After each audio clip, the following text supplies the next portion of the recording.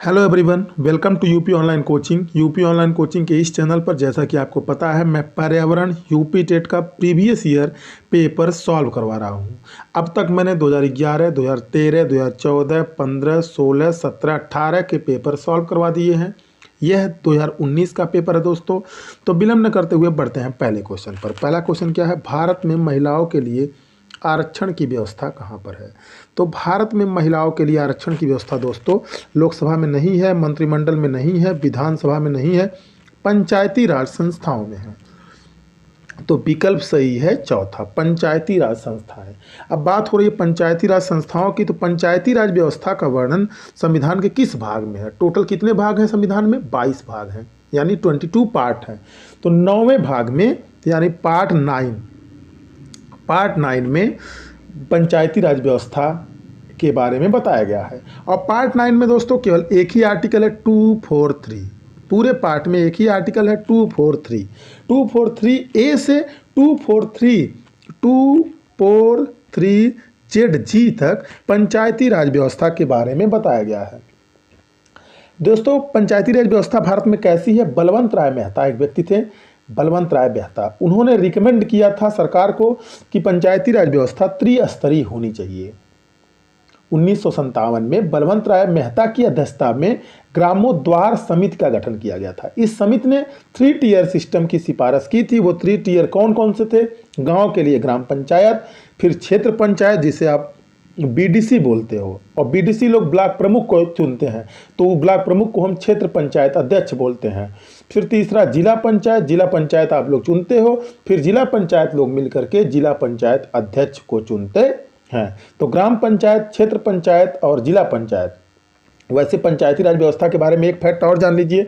2 अक्टूबर 1959 को राजस्थान के नागौर जिले से, यह बात मैं कई वीडियो में बतला चुका हूं, 2 अक्टूबर 1959 को राजस्थान के नागौर जिले से पंचायती राज व्यवस्था को प्रारंभ किया गया था। लेकिन पंचायती राज व्यवस्था को कॉन्स्टिट्यूशनल स्टेटस कब मिला? कॉन्स्टिट्यूशनल स्टेटस का मतलब यह है कि कॉन्स्टिट्यूशन में वो मेंशन हो। आपको मैंने अभी भी बताया, पार्ट 9 आर्टिकल 243 में ये मेंशन है। ये कब से हुआ? तो by 73rd constitutional amendment act 1992। 73rd constitutional amendment act 1992 के तहत पंचायतों को जोड़ा गया संविधान में। और by 74th constitutional amendment act के द्वारा 74th कॉन्स्टिट्यूशनल अमेंडमेंट एक्ट के द्वारा दोस्तों म्युनिसिपैलिटी, नगर पालिकाओं को जोड़ा गया। नगर पालिकाएं भी पंचायती राज व्यवस्था का हिस्सा है। बस अर्बन लोकल सेल्फ गवर्नमेंट होता है तो उसे हम म्युनिसिपैलिटी का दर्जा देते हैं। रूरल लोकल सेल्फ गवर्नमेंट होता है उसे हम ग्राम पंचायत का दर्जा दे देते हैं। उम्मीद करता हूं समझ में आ गया होगा। पंचायती राज व्यवस्था के बारे में अगर पढ़ना है तो कॉन्स्टिट्यूशन का पार्ट 9 आर्टिकल 243 जरूर पढ़ें। बढ़ते हैं अगले क्वेश्चन पर। किसी राज्य के राज्यपाल की नियुक्ति के लिए कम से कम क्या उम्र होनी चाहिए? विकल्प सही है दोस्तों पहला। विकल्प सही है पहला, 35 वर्ष कम से कम उम्र होनी चाहिए आदमी को राज्यपाल बनने के लिए। अब राज्यपाल का वर्णन संविधान के किस भाग में किया गया है? तो भाग 6 में राज्यपाल के बारे में बताया गया है। आर्टिकल कौन सा है राज्यपाल से रिलेटेड? तो आर्टिकल 153 कहता है। 152 से ही भाग 6 शुरू हो जाता है, ध्यान दीजिएगा। लेकिन 152 में डेफिनेशन दिया गया है। 153 कहता है, आर्टिकल मीन्स अनुच्छेद। हमारे संविधान में कुल 395 अनुच्छेद दिए गए हैं, आपको पता है।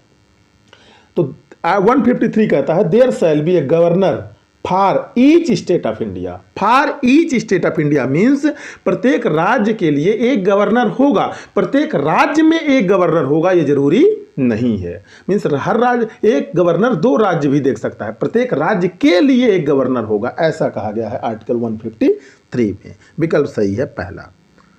बढ़ते हैं अगले प्रश्न पर। अगला प्रश्न क्या है दोस्तों? सूची 1 और सूची 2 को मिलाना है आपको। अब देखिए इसका कौन सा विकल्प सही है।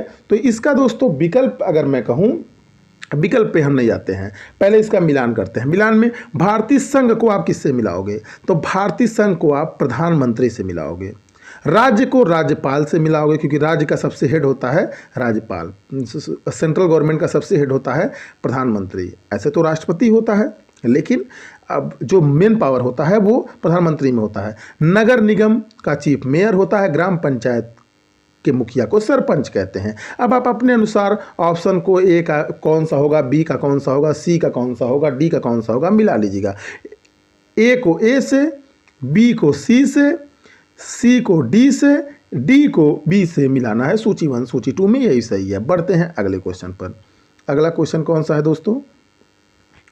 124। तो इसका भी दोस्तों 123 का दूसरा सही है। देखिए, ए को ए से, बी को सी से, सी को डी से, डी को बी से। अनुच्छेद 356 का प्रथम प्रयोग कब और कहाँ हुआ? वैसे तो अनुच्छेद 356 का प्रथम प्रयोग भारत में पहली बार जो हुआ वो विकल्प में है नहीं, तो विकल्प के अनुसार केरल सही होगा। आपको कमेंट में बताना है 356 है क्या, पहले ये बताते हैं। केरल में 1959 में सबसे पहले प्रयोग किया गया। 356 है क्या? देखिए, 3 आर्टिकल बहुत इंपॉर्टेंट है कॉन्स्टिट्यूशन के, 352, 356 और 360। 360। अब ये 352 क्या है? 352 है related to national emergency, national emergency से रिलेटेड है। 356 president rule means state emergency या राज्य में जो इमरजेंसी लगता है, प्रेसिडेंट रूल से रिलेटेड है। 360 फाइनेंशियल इमरजेंसी से रिलेटेड है। Means 3 article of Indian constitution, भारतीय संविधान के 3 महत्वपूर्ण आर्टिकल 352, 356, 360, जो कि क्रमशः राष्ट्रीय आपातकाल, प्रेसिडेंट रूल यानी राष्ट्रपति शासन और वित्तीय आपातकाल से रिलेटेड है। अभी तक भारत में 352 का यूज केवल 3 बार हुआ है। 356 का यूज 100 से अधिक बार हो चुका है। 360 का यूज अभी तक नहीं हुआ, यानी फाइनेंशियल इमरजेंसी अभी तक भारत में नहीं लगाई गई है। प्रेसिडेंट रूल राज्यों को मिला दिए 100 से ऊपर बार हुआ है। 352 का उपयोग भारत में 3 बार हुआ है। पहली बार कब हुआ? ड्यूरिंग इंडिया चाइना वार इन 1962। 1962 में जब भारत चाइना का वार हुआ था, उस समय पहली बार नेशनल इमरजेंसी लगी थी, यानी 352 का प्रयोग हुआ था। जो क्वेश्चन में दोस्तों, इसका प्रयोग तो 100 से ज़्यादा बार हो चुका है। अनुच्छेद 356 यह प्रेसिडेंट रूल से रिलेटेड है। दूसरी बार भारत में नेशनल इमरजेंसी कब लगी, अर्थात 352 का उपयोग कब किया गया? 1971 में, ड्यूरिंग इंडिया पाकिस्तान वार। इंडिया पाकिस्तान वार कहना, चलिए इंडिया पाकिस्तान वार ही सही है, क्योंकि इंडिया ने बांग्लादेश को आज़ाद कराने के लिए पाकिस्तान से वार किया था। उसी को इंडो पाक वार भी बोलते हैं, जो 1971 में हुआ था। अर्थात बांग्लादेश को आज़ादी कब मिली थी? एक जीके आपका और क्लियर हो गया, 1971 में। तीसरी बार इंदिरा गांधी ने लगवाया था 25 जून 1975 से 21 मार्च 1977 तक लगवाया था। काफ़ी राजनेताओं को जेल में डलवा दिया था। उसी के कारण फिर कांग्रेस की सरकार गिरी थी और फिर विजयी बनकर आए थे first non congressional prime minister of India Morarji Desai 1977 में। 124 क्वेश्चन तक आपने देख लिया। अब बढ़ते हैं क्वेश्चन नंबर 125 पर। क्वेश्चन नंबर दोस्तों 125 पर। 125 कौन सा है? 120। नगर निगम द्वारा कौन सा कर लगाया जा सकता है? तो नगर निगम द्वारा चारों कर लगाए जा सकते हैं। चारों नहीं, मतलब विकल्प में जो है मनोरंजन कर, चुंगी कर, गृह कर, ये तीनों कर लगाए जा सकते हैं। तो विकल्प सही है, उपरोक्त सभी। बढ़ते हैं क्वेश्चन नंबर 126 पर। पूर्वा किस अधिवास में शामिल है? तो पूर्वा ग्रामीण अधिवास में शामिल है, ग्रामीण नगरी में नहीं है। आप बोलते हो कि ये पूर्वा, जो ग्रामीण क्षेत्र के बच्चे होंगे उनको समझ में आ रहा होगा। पूर्वा बोलते हैं कि दक्षिण पूर्वा, या ऐसे लैंग्वेज में सब बोलते हैं, उत्तरी पूर्वा, ऐसे ऐसे होता है। ग्रामीण क्षेत्र के बच्चे समझ रहे होंगे कि पूर्वा किसे कहते हैं, ग्रामीण से। अगर नहीं समझ में आ रहा, विकिपीडिया आपके लिए अवेलेबल है। बढ़ते हैं अगले क्वेश्चन पर। कौन सा ज्वालामुखी पर्वत है? पर्वत तो देखिए इसमें से सब है, अरावली भी है, अपलेशियन भी है, यूराल भी है, किलिमंजारो भी है। इसमें से ज्वालामुखी पर्वत कौन सा है? क्योंकि पर्वत की कई कैटेगरी है, उस पर हम नहीं जाएंगे, जियोग्राफी का विषय है। उसमें से एक कैटेगरी दोस्तों ज्वालामुखी पर्वत का होता है। तो इसमें से ज्वालामुखी पर्वत कौन सा है? विकल्प सही है, चौथा किलिमंजारो। अब किलिमंजारो है कहाँ? किलिमंजारो दोस्तों अफ्रीका महाद्वीप में है, और यह अफ्रीका महाद्वीप की सबसे ऊंची चोटी भी है किलिमंजारो। अब अफ्रीका महाद्वीप के किस देश में है? तंजानिया में है। इसकी ऊंचाई 5895 मीटर है। अरावली के बारे में विशेषता बतलाता हूँ। दुनिया का सबसे पुराना पर्वत श्रृंखला है अरावली, जो भारत में स्थित है। अपलेशियन यूरोप और एशिया के बॉर्डर, यूराल यूरोप और एशिया के बॉर्डर पर है। अपलेशियन नॉर्थ अमेरिका में स्थित है, यानी उत्तरी अमेरिका महाद्वीप की बात हो रही है, उत्तरी अमेरिका महाद्वीप में स्थित है। बढ़ते हैं अगले क्वेश्चन पर। एलिफेंटा द्वीप कहाँ पर अवस्थित है? एलिफेंटा द्वीप दोस्तों मुंबई के तट पर अवस्थित है। एलिफेंटा द्वीप मुंबई के तट पर अवस्थित है। मानसूनी वन पाए जाते हैं जहां पर वर्षा होती है। इस पर काफ़ी कॉन्फ्लिक्ट भी रहा था, क्योंकि 100 से 150 कुछ किताबों में दिया हुआ था, कुछ किताबों में 50 से 150 दिया हुआ था, लेकिन इसका एग्जैक्ट आंसर है 70 से 200। एग्जैक्ट नहीं है ये भी, लेकिन इसके अंतर्गत सब आ जा रहा है, इसलिए पीएनपी ने तो इसी को माना है 70 सेंटीमीटर से 200 सेंटीमीटर। अब ये वर्षा वन जहाँ वर्षा होती है, अब ये वर्षा को हम सेंटीमीटर में मापते हैं कैसे? तो देखिए, अर्थ का जो एरिया है वो फिक्स है, या अर्थ पे इंडिया का एरिया फिक्स है। अब कितनी हाइट तक वाटर ले रहा है अपना पोजीशन, वॉल्यूम को कैलकुलेट कर लेते हैं एरिया बाय हाइट, और उससे हम हाइट को निकाल लेते हैं। पहले वॉल्यूम को कैलकुलेट कर लेते हैं, फिर एरिया से डिवाइड कर देते हैं, तो हाइट निकल कर आ जाता है। और रेनफॉल को हाइट में ही मेजर किया जाता है, यानी सेंटीमीटर मीटर जो भी हो, यहाँ पर सेंटीमीटर में मेजर किया जाता है। विकल्प सही है पहला। बढ़ते हैं अगले प्रश्न पर। कार्बी एंगलोंग पठार का विस्तार है, मतलब किस पठार का विस्तार कार्बी एंगलोंग पठार है, किस पठार का विस्तार? तो देखिए दोस्तों, ये आपका इंडिया है, ये दोस्तों आपका रहा इंडिया। इंडिया में जो ये वाला पार्ट है इसे बोलते हैं पेनिनसुला। पेनिनसुला को हिंदी में बोलते हैं प्रायद्वीप। अब प्रायद्वीप क्या होता है, पेनिनसुला क्या होता है? पेनिनसुला की परिभाषा होता है land body surrounded by water from 3 sides, यानी 3 तरफ से वाटर से घिरी कोई लैंड बॉडी होती है, उसे हम पेनिनसुला या प्रायद्वीप बोलते हैं। ध्यान दीजिए। अब 3 तरफ से ये लैंड बॉडी कैसे घिरी है? इधर है बंगाल की खाड़ी, इधर है अरब सागर, नीचे है आपका हिंद महासागर। तो ऐसे स्ट्रक्चर को हम प्रायद्वीप कहते हैं। प्रायद्वीप मतलब ऐसा लैंड स्थल या स्थल बंडल जो 3 तरफ से वाटर से घिरा हो, उसे हम प्रायद्वीप कहते हैं। द्वीप किसे कहते हैं? Land body surrounded by water from all side. मान लो ये लैंड बॉडी है, यह अगर वाटर से चारों तरफ से घिरा हो तो उसे हम द्वीप कहते हैं, लेकिन प्रायद्वीप कहने के लिए 3 तरफ से वाटर से घिरा होना चाहिए, केवल 3 तरफ से। तो कार्बी एंगलोंग पठार विस्तार है किसका? प्रायद्वीपीय पठार का। भारत का जो प्रायद्वीपीय पठार है उसका विस्तार है दोस्तों, इंडियन प्लेट्यू। और यह कहाँ पर है कार्बी एंगलोंग पठार? तो यह असम राज्य में फैला हुआ है, भारत के असम राज्य में फैला हुआ है। असम राज्य भारत का कैसा राज्य है? नॉर्थ ईस्ट स्टेट है, नॉर्थ ईस्ट स्टेट है। 7 सिस्टर के अंतर्गत भी आता है। 7 सिस्टर मीन्स 7 राज्य जो उत्तर और पूरब में बसे हुए हैं, उन्हीं को 7 सिस्टर की दर्जा दी गई है, 7 बहनें। बढ़ते हैं अगले प्रश्न पर। निम्न में से कौन सा अचल जीव का उदाहरण है? अचल मतलब जो चलता न हो, अचल जीव का उदाहरण है। निम्न में से कौन सा? विकल्प सही है इसका दोस्तों पहला, यूप्लेक्टेला। ये एनिमालिया किंगडम का जीव है दोस्तों। किस किंगडम का? देखिए बायोलॉजी पढ़ेंगे, उसमें बहुत सारे किंगडम में बांटा गया है जीव जंतुओं को।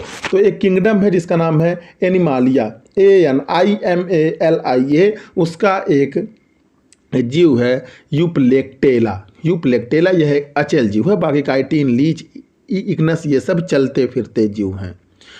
क्वेश्चन नंबर 131 हो गया। अब हम देखते हैं दोस्तों 132 कहाँ पर है? प्रोटीन अणुओं की इकाई है। प्रोटीन अणुओं की इकाई दोस्तों अमीनो अम्ल होता है। कौन सा अम्ल? अमीनो अम्ल। अगर प्रोटीन के बारे में थोड़ा सा भी आप जानते होंगे तो आपको यह पता होगा, the basic unit of protein is amino acid. बढ़ते हैं अगले प्रश्न पर। कौन सा है? निम्न में से कौन सा अंगक पादप कोशिका में अनुपस्थित है? कौन सा अंगक पादप कोशिका में अनुपस्थित है? तो सेंट्रोसोम को हिंदी में बोलते हैं तारक काय पादप कोशिकाओं में नहीं पाता है। देखिए दोस्तों, सेल को भी 2 भागों में बांटा गया है, प्रोक्रियोटिक, यूक्रियोटिक, लेकिन हम प्रो और यू में नहीं जाएंगे। प्रोक्रियोटिक क्या होता है, यूक्रियोटिक क्या होता है, उसमें जाने की आवश्यकता नहीं है। बस ये जानिए प्लांट का जो सेल होता है और एनिमल का जो सेल होता है, प्लांट का जो सेल होता है और एनिमल का जो सेल होता है, उनमें कुछ अलग, दोनों की प्रवृत्ति एक जैसी नहीं होती है। प्लांट वाले में कुछ चीज़ें पाई जाएंगी, कुछ चीज़ें नहीं पाई जाएंगी। तो निम्न में से कौन सा अंग पादप कोशिकाओं में अनुपस्थित रहता है? मीन्स कौन सा इसमें से जो पादप कोशिकाओं में नहीं पाया जाता है? तो तंत्रिका कोशिका को छोड़कर, एक बात ध्यान रखिए, तंत्रिका कोशिका को छोड़कर प्रायः सभी प्रकार के प्राणी कोशिकाओं में केंद्रक के समीप साइटोप्लाज्म में आई रिपीट साइटोप्लाज्म में एक तारानुमा रचना दिखाई देती है दोस्तों। इसे ही सेंट्रोसोम कहा जाता है। 1888 में सेंट्रोसोम को टी बोबेरी ने खोजा था। तो यह पादप कोशिकाओं में नहीं पाया जाता है तारककाय, हाँ जीव कोशिकाओं में पाया जाता है। जीव कोशिकाएं के एनिमल कोशिकाओं में यह पाया जाता है, लेकिन पादप कोशिकाओं में नहीं पाया जाता है। बाकी सेल्यूलोस कोशिका भित्ति पादप कोशिकाओं में पाया जाता है। वैक्यूल जिसे रिक्तिकाएं कहते हैं पाया जाता है। प्लास्टिड पादप कोशिकाओं में पाया जाता है, लेकिन तारककाय पादप कोशिकाओं में नहीं पाया जाता है। यह बड़ा इंपॉर्टेंट क्वेश्चन है एग्जाम का। आपको पता होना चाहिए कि कौन सा अंगक पादप कोशिकाओं में पाया जाता है, कौन सा अंगक एनिमल कोशिकाओं में पाया जाता है। बढ़ते हैं अगले प्रश्न पर। मनुष्य के शरीर की सबसे बड़ी ग्रंथि है। तो देखिए दोस्तों, तारककाय के दो भाग भी होते हैं। एक को बोलते हैं सेंट्रियोल, यानी सेंट्रोसोम के दो भाग होते हैं, सेंट्रियोल, दूसरे को बोलते हैं सेंट्रोस्फीयर। मनुष्य के शरीर की सबसे बड़ी ग्रंथि कौन सी है?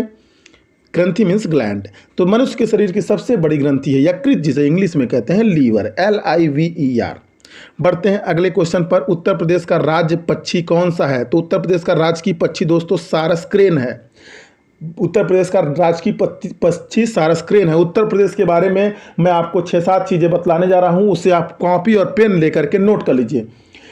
उत्तर प्रदेश का स्थापना दिवस कौन सा है? Means state foundation day of UP 24 जनवरी को उत्तर प्रदेश का स्थापना दिवस के रूप में मनाया जाता है। उत्तर प्रदेश का स्टेट एनिमल कौन सा है?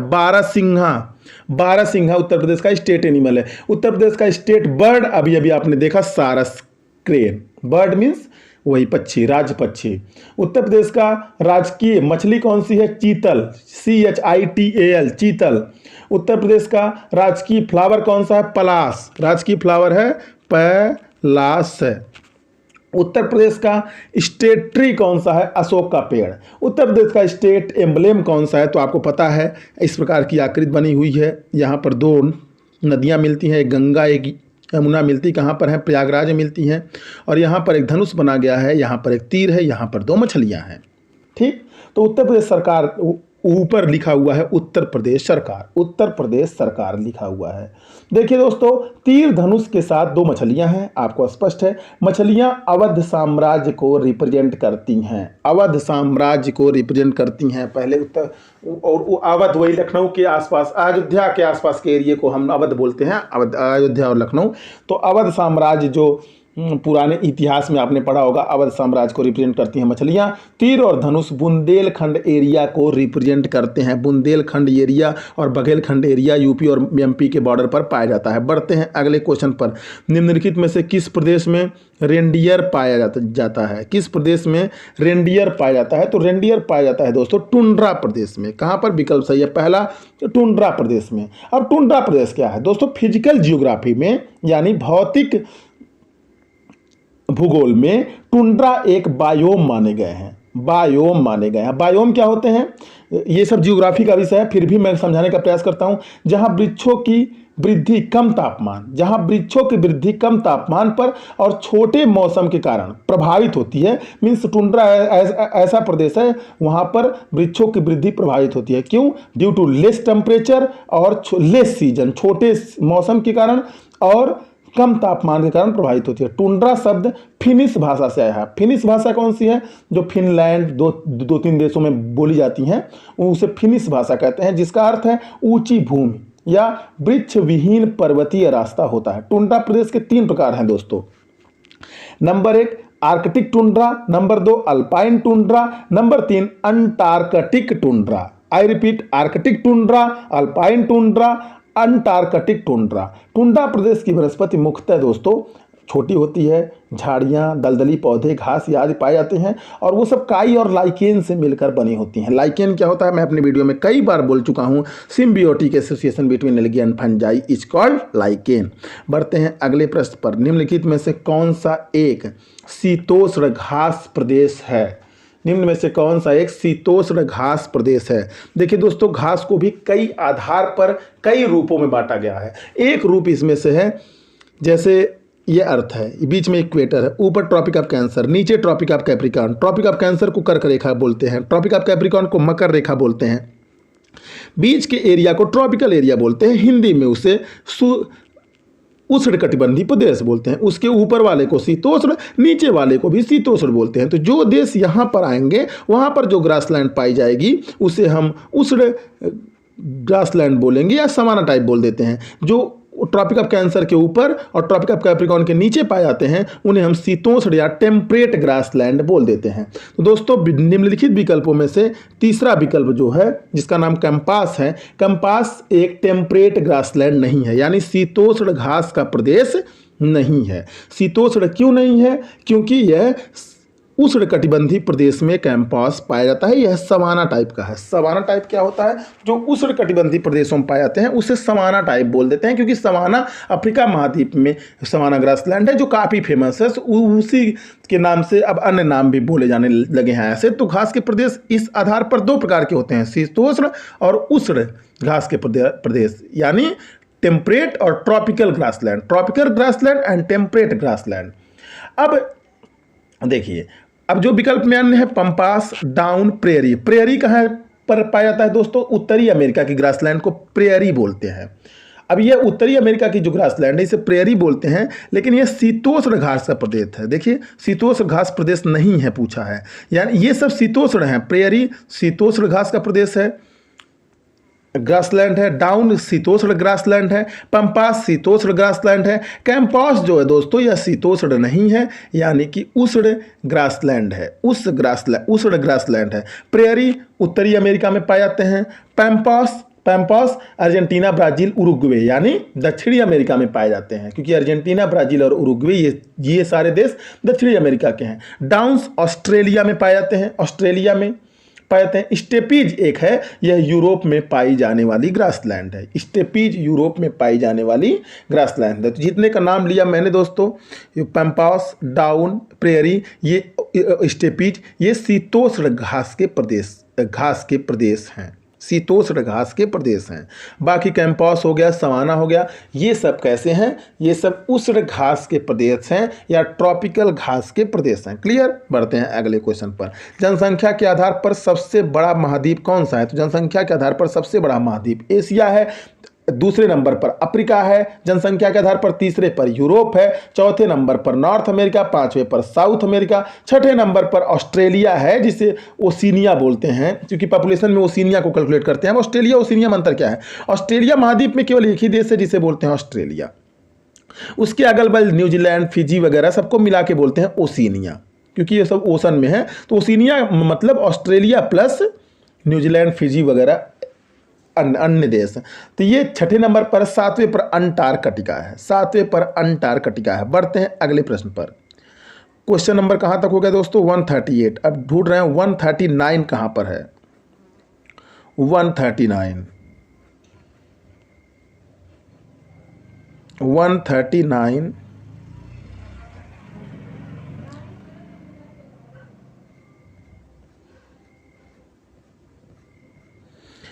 ये रहा आपका क्वेश्चन नंबर 139। भारत में थारू जनजाति कहाँ निवास करती है? इस पर काफ़ी विवाद हुआ, मामला अभी भी हाई कोर्ट में लंबित है। हाई कोर्ट में केस इसका चल रहा है, क्योंकि थारू जनजाति उत्तराखंड में भी पाई जाती है, उत्तर प्रदेश के तराई क्षेत्र में भी पाई जाती है। और इन्होंने जो आंसर दिया था पीएनपी ने उत्तर प्रदेश के तराई क्षेत्र में दिया था, जबकि उत्तराखंड में भी पाई जाती है और उत्तर प्रदेश के तराई क्षेत्र में भी पाई जाती है। विकल्प इसका दोनों सही है, सेकेंड एंड थर्ड। अभी मामला हाई कोर्ट में है, अभी मामला दोस्तों हाई कोर्ट में। शायद इस पे नंबर 2 जिसने कोई इसमें से एक ट्रिक किया था उस पर दोनों पे मिला है, अब मुझे इतना ज्ञात नहीं है, लेकिन फिलहाल के लिए जानिए दोनों में पाए जाते हैं। तो दूसरा तीसरा दोनों सही है। भिलाई इस्पात संयंत्र स्थित है, भिलाई इस्पात संयंत्र कहाँ पर स्थित है? छत्तीसगढ़ में स्थित है। भिलाई की बात हो रही है दोस्तों, भिलाई के बारे में बताता हूँ। भिलाई की पेरेंट कंपनी यानी अभिभावक कंपनी है सेल का फुल फॉर्म है steel authority of India limited, SAIL, steel authority of India limited. Means या एक कंपनियां 3 प्रकार की होती हैं, महारत्ना, नवरत्ना, मिनी रत्ना। तो ये महारत्ना कैटेगरी की कंपनी है सेल, शायद नवरत्ना स्टेटस है इसका, मुझे एग्जैक्ट नहीं पता है, लेकिन कंपनी 3 प्रकार की होती हैं, महारत्ना, नवरत्ना, मिनी रत्ना। और मिनी रत्ना तो नहीं है, या तो महारत्ना है या तो नवरत्ना है। सेल के अंडर में यह कारखाना आता है, भिलाई इस्पात संयंत्र। इसकी स्थापना 1955 में सोवियत संघ, उस समय USSR कहते हैं, 1955 में सोवियत संघ की सहायता से भिलाई इस्पात संयंत्र की स्थापना हुई थी। यह भारत का पहला इस्पात उत्पादक संयंत्र है, यानी भारत का पहला स्टील उत्पादक संयंत्र है, तथा मुख्यतः रेलों का उत्पादन करता है। रेल का उत्पादन यह मुख्य रूप से करता है, और फर्स्ट ऐसा इस संयंत्र है भारत में जो रेल का उत्पादन करता है। रेल मतलब रेलगाड़ी नहीं, रेल के ऊपर गाड़ी चलती है तब उसे रेलगाड़ी बोलते हैं। जो पटरी होती है, जिसे आप पटरी बोलते हो, इसी को हम रेल बोलते हैं। टेक्निकल टर्म इसका होता है दोस्तों रेल। एक पटरी की लंबाई भी फिक्स होती है, कितनी होती है आपके लिए आवश्यक नहीं है। एक पहिया इस पर रहता है रेलगाड़ी का, और एक पहिया इस पर, तो रेल के ऊपर गाड़ी रहती है, इसीलिए संपूर्ण स्ट्रक्चर को हम रेलगाड़ी बोलते हैं। रेलगाड़ी मीन्स रेल पर चलने वाली गाड़ी। क्लियर? छत्तीसगढ़ इसका सही उत्तर है। बढ़ते हैं अगले प्रश्न पर। भारत का सर्वाधिक समस्याकारी जलीय खरपतवार, भारत का सर्वाधिक जलीय खरपतवार, जिसे हम क्या बोलते हैं, जिसे हम बंगाल का आतंक भी कहते हैं, वह क्या है दोस्तों? वह जलकुंभी है। क्या है? जलकुंभी है। इसका साइंटिफिक नेम है एकोर्निया क्रासिपस, जलकुंभी है। अब यह जलकुंभी के बारे में कुछ बातें बतलाता हूँ। यह पानी में तैरने वाला पौधा होता है, मूलतः अमेजन का है। यानी अमेजन कहाँ है? साउथ अमेरिका में। अमेजन रेन फॉरेस्ट, अमेजन नदी, दुनिया की सबसे बड़ी नदी अमेजन नदी है, सबसे लंबी नदी नील नदी है, आपने सुना होगा। लेकिन अब पूरे विश्व में यह फैल चुका है। मूलतः यह पौधा जलकुंभी अमेजन का है। जलकुंभी सबसे पहले भारत के बंगाल में अपने खूबसूरत फूलों और पत्तियों के आकार के कारण दोस्तों लाया गया था। लेकिन हुआ क्या, बंगाल में अपने खूबसूरत पत्तियों और फूलों और चौड़ी पत्तियों के कारण इसे लाया गया था। मीन्स फिजिकल अपीयरेंस इसका अच्छा लगता था। नुकसान क्या हुआ? क्यों इसे बंगाल का आतंक कहते हैं? बंगाल में सबसे पहले इसे लाया गया था, इसीलिए इसे बंगाल का आतंक कहते हैं। भारत के बंगाल में सबसे पहले लाया गया था। आजकल भारत के हर राज्य में यह मौजूद है, पूरी दुनिया में हर जगह यह मौजूद है। यह पौधा रुके हुए जल में, यानी ठहरे हुए पानी में सर्वाधिक विकास करता है। अब यह इससे नुकसान क्या है? यह जल से ऑक्सीजन को खींच लेता है, जिस कारण से मछलियां मर जाती हैं। अब जल से ऑक्सीजन खींच लिया तो जल में ऑक्सीजन की कमी हो जाती है। जल में ऑक्सीजन भी कई टाइप का होता है, लेकिन एक जो जल में ऑक्सीजन होता है उसे बोलते हैं DO, डिजॉल्व ऑक्सीजन, यानी घुला हुआ ऑक्सीजन। डिजॉल्व ऑक्सीजन अगर किसी पानी में, जहां पर एक्वेटिक लाइफ है, यानी मछलियां, जीव जानवर जो भी पानी में रहते हैं, अगर 4 ppm से, 4 ppm मीन्स पार्ट पर मिलियन, ppm मीन्स पार्ट्स पर मिलियन, या मिलीग्राम पर लीटर भी बोल देते हैं उसे, लेकिन 4 ppm से अगर यह कम हो गया डिजॉल्व ऑक्सीजन का कंसंट्रेशन किसी भी वाटर में, तो वहाँ पर एक्वाटिक लाइफ का रहना या जीना संभव नहीं है। मीन्स मिनिमम 4 ppm की रिक्वायरमेंट होती है पानी में मछलियाँ या जीव जंतु को जीवित रहने के लिए। और जलकुंभी क्या करता है? पानी से ऑक्सीजन को खींच लेता है। सबसे पहले बंगाल में लाया गया था, इसी कारण इसे टेरर ऑफ बंगाल, यानी बंगाल का आतंकवादी पौधा कहते हैं। वायरस के अजैविक होने का लक्षण क्या है? तो विकल्प सही है चौथा, लेकिन वायरस के बारे में एक बात बताता हूं।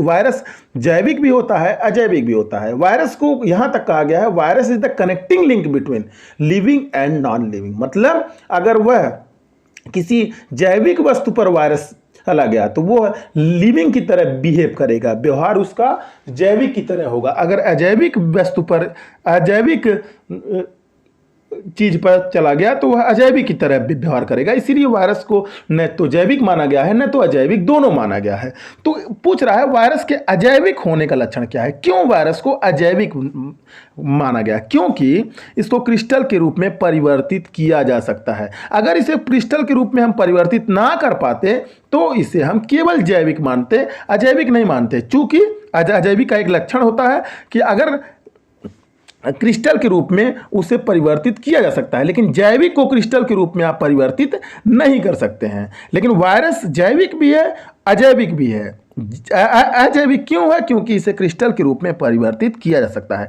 आई थिंक क्लियर हो गया होगा। बढ़ते हैं अगले प्रश्न पर। अगला प्रश्न क्या है? पादप हार्मोन जो फलों को पकाने में सहायता करता है उसका नाम क्या है? इथाइलिन।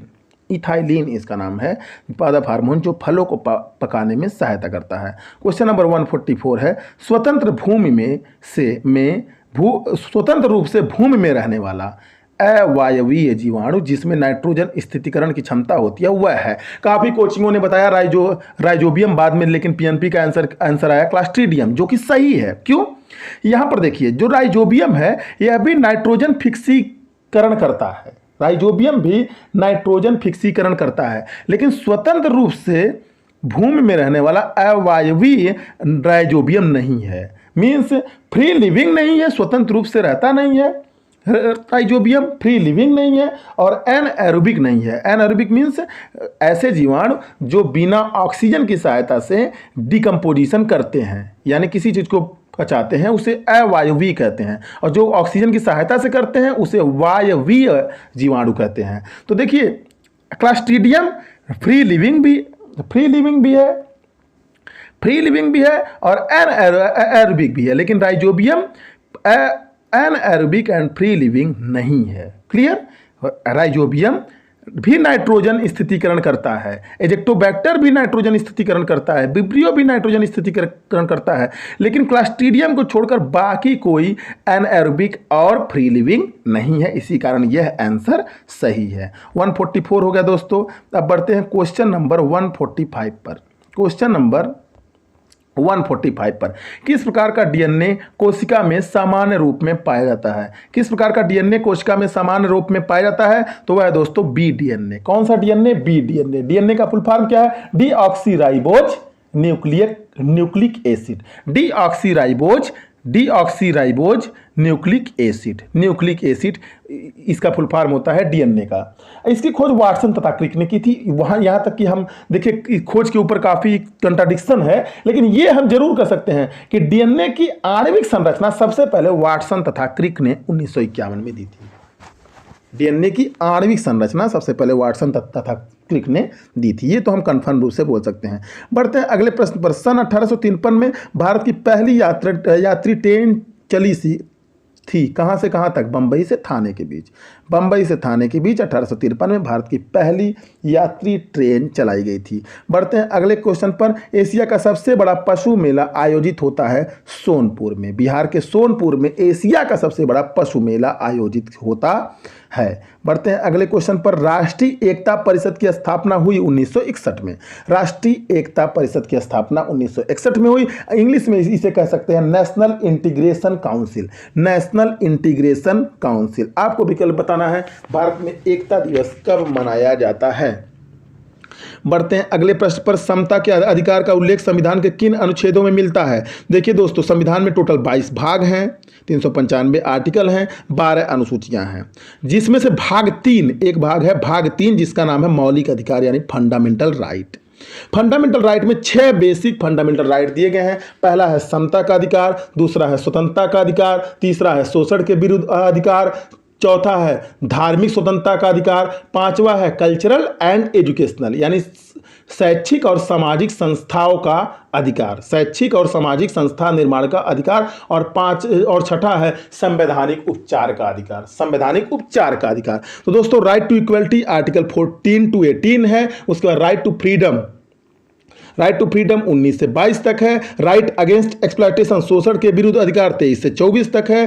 फ्रीडम ऑफ रिलीजन 25 से 28 तक है। कल्चरल एंड एजुकेशनल राइट 29-30 है और 32 में है कॉन्स्टिट्यूशनल रेमेडीज यानी संवैधानिक उपचार का अधिकार। ये 6 फंडामेंटल राइट है हमारे, 6 बेसिक फंडामेंटल राइट हैं, मूलभूत मौलिक अधिकार हैं 6 के अंतर 6 को कई भागों में बांटा गया, तो कुछ भी आपसे एग्जाम में पूछ सकता है। मैं एक बार फिर से रिपीट कर देता हूं।